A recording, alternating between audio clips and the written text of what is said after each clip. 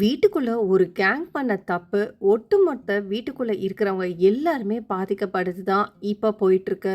So லைவ்ல பொறுத்தவரைக்கும், வீட்ல இருக்கவங்களுக்கு ஒரு டாஸ்க் குடுத்தாங்க. இந்த வார பட்ஜெட் டாஸ்க்ல பொறுத்தவரைக்கும், வீட்டுக்குள்ள இருக்கிற கண்டஸ்டன்ட் யாருமே சரியா பண்ணல. ஒரு சிலர் தவிர. ஸோ எப்படியோ அவங்க இந்த கேம விளையாடி கடைசில பார்த்தீங்கன்னா, 3000 பாயிண்ட்ஸ எர்ன் பண்ணாங்க. லாஸ்ட் வீக் வரைக்கும் அந்த பிரியாணி கேங்கு ஒரு ஒட்டு மொத்தமா வீட்டுக்குள்ள இருக்கிற கிராசரி எல்லாமே காலி பண்ணாங்க.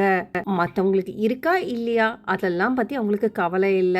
இருட்டுக்கடை பிரியாணி, திருட்டுக்கடை பிரியாணின்னு சொல்லிட்டு அப்படி இப்படி எல்லாருமே இவங்களுக்குள்ள ஷேர் பண்ணி சாப்பிட்டுக்கிட்டாங்க. வீட்ல மத்தவங்க சாப்பிட்டாங்களா இல்லையான்னு சொல்லிட்டு இவங்களுக்கு கொஞ்சம் கூட கவலையே இல்ல. ஸோ இப்போ இதுதான் பாதிச்சிருக்கு. அந்த 3000 பாயிண்ட்ஸ்ல இவங்களுக்கு ரொம்ப அடிப்படை தேவையான ப்ரொவிஷன மட்டும் தான் வாங்கியிருக்காங்க.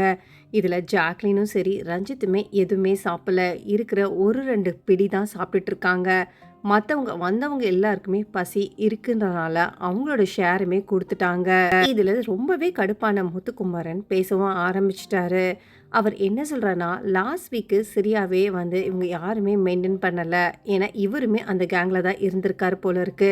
ஸோ தீபா கிட்டயும் பேசுறாரு. நீங்க கொஞ்சம் ஸ்ட்ரிக்ட்டா இருங்க. இல்லன்னா இது வேற மாரி தான் முடியும். ஏன்னா அவங்கவங்க தேவைக்கு வேண்டியத எடுத்துக்கிறாங்க. இப்போதைக்கு ஒரு பிடி வந்திருக்கு. அது ஓகே தான். ஆனா நைட்டுக்கும் சரி, மத்தியானத்துக்கும், காலையிலயும் இப்பவே பிரிச்சு குடுத்துருங்க. எண்ணெயில இத பொரிக்கலாம், அத பொரிக்கலாம்னு சொல்லிட்டு நிறுத்திடுங்க. மஞ்சரி என்ன சொல்றாங்கன்னா, இந்த வீட்டுக்குள்ள 3 பேர் மட்டும் தான் கேள்வி கேட்கிறோம்னா, அது 1 நான், 1 நீ, 1 தீபக். நானுமே சரி கொஞ்சம் ஸ்ட்ரிக்ட்டா தான் இருக்கிறேன். ஆனா இதுல லாஸ்ட் வீக் ரவா லட்டு பண்றேன், அத பண்றேன்னு சொல்லிட்டு ஏகப்பதமான சர்க்கரை அது இதுன்னு சொல்லி வேஸ்ட் பண்ணிட்டாங்க. நமக்கு குடுத்தது எல்லாமே போச்சு தான். வச்சத வச்சு தான் இப்போ நம்ம விளையாடி சாப்பிடணும்னு சொல்லிட்டு மஞ்சரியுமே அவங்களுக்கு வந்த பாணியில சொல்லிட்டாங்க. எல்லாருக்கும் அவங்களுக்கு தேவையான ஃபேவரட் ஆன கண்டஸ்டன்ட்டும் சரி, அவங்களுக்கான ஃபேவரட்டான பர்சனும் சரி, அவங்களோட சேர்ந்துட்டு ஒரு கேமை விளையாடிட்டு இருக்காங்க. இதில் பார்த்தீங்கன்னா ஃபுட்டு கேமே வந்து அடங்கியிருக்கு.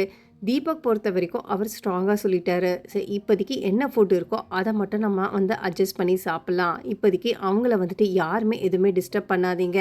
ஏன்னா உள்ளே போயிட்டு நம்ம ஒன்று சொல்ல அவங்க ஒன்று பண்ண அது நிறையவே டிஸ்டர்பன்ஸ் ஆகும். இவங்க 2 பேரும் என்ன சொல்கிறாங்கன்னா, தீபக் இருக்கிற வரைக்கும் கரெக்டாக பார்த்துப்பாரு.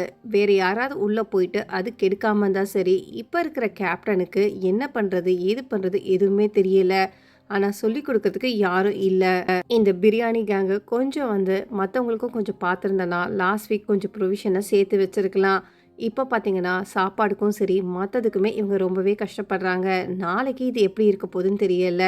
ஆனா, இப்ப பார்த்தீங்கன்னா, இன்னொன்னு முக்கியமான விஷயம் சொல்லணும்னா, தர்ஷிகாவும், அதுக்கப்புறம் அருணும் டேஞ்சர் ஜோன்ல இருக்காங்க. விஜய் விஷால் ஃபர்ஸ்ட் 2 வீக்ஸ்ல டாப்ல இருந்தாரு. இப்போ அப்படியே படிப்படியா இறங்கியும் போயிடுச்சு.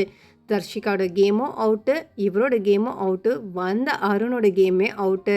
கண்ணா 1 லட்டு தின்ன ஆசையா? இல்ல 2 தின்ன ஆசையான்னு கேட்டிங்கன்னா, இல்ல. இப்போ இந்த வாரத்துல 3 லட்டு விழப்போதாம். ஸோ அத பத்தி என்ன நினைக்கிறீங்கன்னு சொல்லிட்டு கமெண்ட் பண்ணிட்டு, பிக் பாஸ் தமிழ் 8 சம்மந்தமான லைவ் அப்டேட்ஸ்லாம் பார்க்கறதுக்கு என் சேனல மறக்காம சப்ஸ்கிரைப் பண்ணி சப்போர்ட் பண்ணுங்க.